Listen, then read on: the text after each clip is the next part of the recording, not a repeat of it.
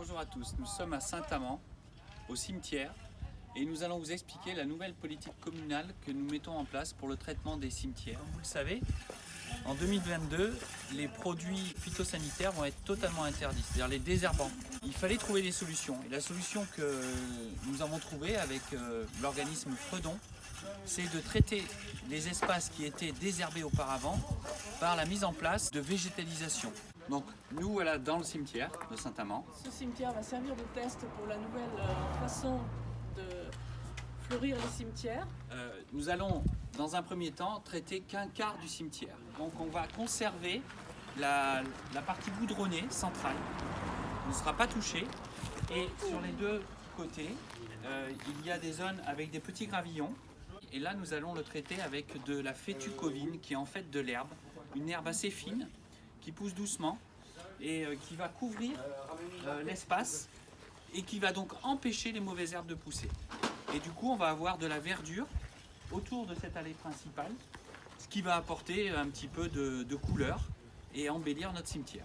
Donc voilà, nous nous trouvons dans une nouvelle allée de la partie du cimetière concernée. On a Eric là qui est en train de travailler. Tu peux nous expliquer, Eric, un petit peu ton outil et ce que tu fais? Donc je suis en train de faire des trous avec une pelle croisée, donc pour pouvoir planter des plantes entre-tombes.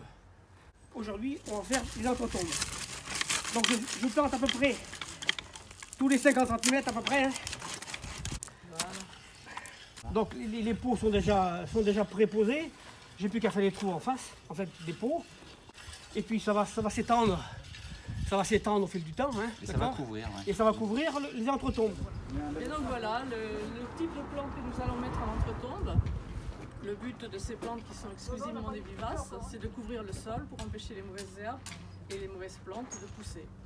Donc nous avons de l'agora, du pourpier, de l'érudéron, de la corbeille d'argent. Voilà, nous sommes à nouveau sur un chantier. Il va nous expliquer ce qu'il est en train de faire. Là on a un pourpier, on va l'enlever du pot, on casse un peu la motte, on met dans le trou, on met de la terre autour pour tenir. Et quand c'est fait, on tasse un peu pour tenir la plante.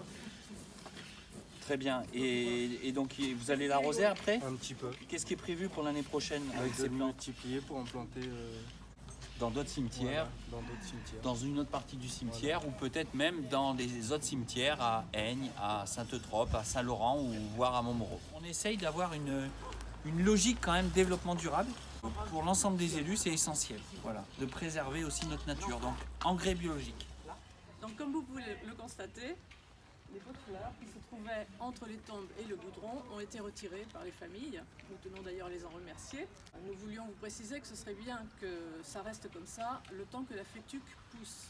Une fois qu'elle sera poussée, vous pourrez remettre le pot sur l'herbe.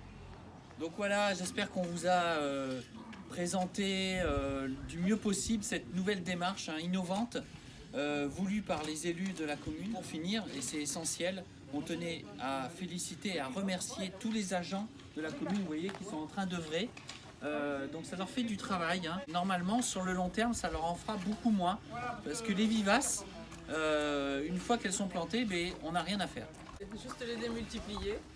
Et la fétucovine, elle va pousser très lentement, ce qui nécessitera beaucoup moins de tonte, évitera l'usage de ces fameux pesticides que l'on doit absolument éviter. Et merci à vous tous aussi de comprendre notre démarche. Et de respecter nos petites plantes.